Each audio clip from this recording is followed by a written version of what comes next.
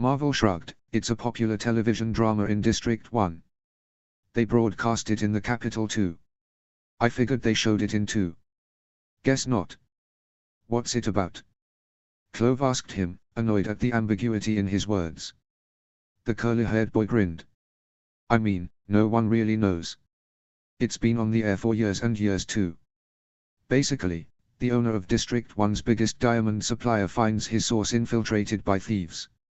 He enlists the help of 5 teenagers to investigate separate parts of District 1 to trace down the band of thieves. To scope out the local school, and... It sounds stupid, Kato interrupted. It is stupid, Marvel agreed. My sister made me promise to get Glimmer's autograph, though. I didn't even know who she was until Reagan threatened to drop out of my wedding if I didn't keep up my end of the bargain. Clove wrinkled her nose in distaste. You're getting married. If I win, he corrected her, a big smile. Alexandria Whitson, one of District 1's greatest luxuries, promised me her hand in marriage. Kato snorted. She probably didn't think you'd make it. That's her mistake, then Marvel said with a cheeky smile. Anyways, I'm off to meet District 4. Nice to meet you, Kato, Clove. As he wandered off, Clove frowned. Did we tell him our names? No, Kato responded distractedly, still eyeing Glimmer intensely. Clove rolled her eyes. If you want to fuck her, just go over and tell her. We've got things to do today, Kato. I swear I've seen her before, Clove. Are you sure she doesn't look familiar? The brunette squinted her eyes, watching the attractive blonde warily. It's a stretch, but if she were a little taller, shorter hair, she'd look sort of like your brother. Kato's face contorted into confusion. What? You don't see it. The dirty blonde hair, tanned skin tone, resembled bone structure. She looks a lot like him now that I think about it. It's difficult to unsee once you've picked it out. He walked closer to Glimmer to get a better look. Firmly, he replied, District 1 looks nothing like Oliver. I meant Mars. Really, Kato? As if I'd compare the streetwalker to your baby brother. Confusion flooded his eyes and the young man looked to Clove for clarification. Who's Mars? This isn't really the time for jokes, you know. The blonde shook his head. No, really. I don't remember. That's not a good sign. Your older brother. How could you forget? He was tan, had blonde hair, green eyes, and usually had a serious look about him. You're not serious, are you? As he tried to piece her description together, his mind continued to block him, but it hadn't been too long ago that he'd seen the image in the corner of his ruminations. He blinked his eyes, trying to force a conceptualization. He played with us when we were younger. Only a few times. Several images flashed in his head and he realized exactly who the girl from District 1 looked like. Glimmer looks just like my mom. He told her quietly, looking highly uncomfortable with the revelation. I'll take your word for it, Clove replied, walking off. An hour of slicing off dummy heads passed and Kato began to feel a strange feeling of recollection, of déjà vu. The outline tributes were still trying to master axes and unsurprisingly failing in their endeavors. Some inkling of instinct tied this visual to an image he could not capture of his supposed elder brother. He tried to bury the pain that had enclosed on him, knowing he'd once had an older brother, maybe a friend, maybe a confidant. Kato squinted his eyes, trying to clear his mind. He didn't know what kind of person his supposed brother had been. For all he knew, he could have been weak, cruel, or unfit. He transitioned to the spear station, where Marvel had been working effortless. In his movements, he was grave, determined, and unshakable. It was fascinating to observe the shift between light-hearted and eager to please to this competent and swift Marvel. Kato chose Marvel the first to be accepted into his alliance, well aside from Clove. He'd have dragged her kicking and screaming, though. Kato picked up a spear and went to the 10-meter mark. He got a firm grasp on the pristine silver material. He could almost hear Dice's laugh as the redhead threw from impossibly far markers. Getting into position, Kato got a hold on the spear and thrust it forward. As expected, it hit dead center. 10 meters wasn't much, he knew. Even Clove could manage that much, despite her less than stellar enthusiasm for the weapon. Kato took another 4 shots and when satisfied with the results,